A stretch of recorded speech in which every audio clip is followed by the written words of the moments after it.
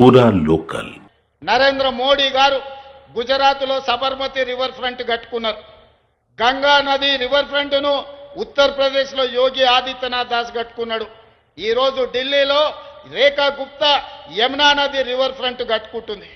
నేను అడుగుతున్న మిత్రులను, నరేంద్ర మోడీలో గంగా నది ప్రక్షాళన జరుగుతాయి, యమునా నది ప్రక్షాళన ఢిల్లీలో జరుగుద్ది, ఉత్తరప్రదేశ్లో గంగా నది ప్రక్షాళన జరుగుద్ది, గుజరాత్లో మీకు సబర్మతి నది ప్రక్షాళన జరుగుతుంది. నేను అడుగుతున్న హైదరాబాద్లో మూసీ నది ప్రక్షాళన ఎందుకు జరగకూడదు?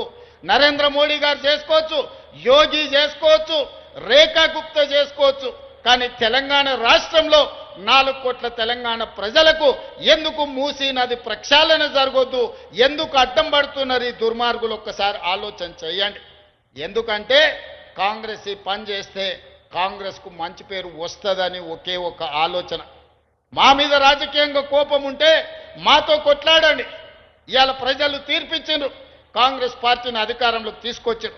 అభివృద్ధిలో భాగంగా పార్టీలకు అతీతంగా అటు ప్రకాష్ గౌడ్ అయినా మహేందర్ రెడ్డి గారైనా మిగతా వాళ్ళందరూ కలిసి వచ్చి ఈరోజు అభివృద్ధిలో భాగస్వాములు అయ్యారు.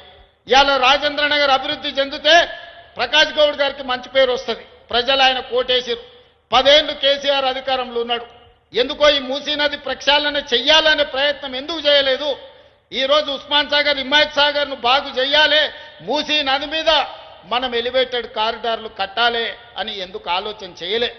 అందుకే ఈరోజు బుద్వేల్ ప్రాంతాన్ని ఒక అద్భుతమైన హబ్గా మనం ఈరోజు అభివృద్ధి చేయాలనుకున్నాం. గేట్వే ఆఫ్ ఢిల్లీ, ఈరోజు గేట్వే ఆఫ్ ముంబై ఉన్నది, హైదరాబాద్ కూడా గేట్వే ఆఫ్ హైదరాబాద్ కింద ఈరోజు ప్రణాళికలు మనం సిద్ధం చేసుకున్నాం. 3 నెలల్లో ఈ నగరాన్ని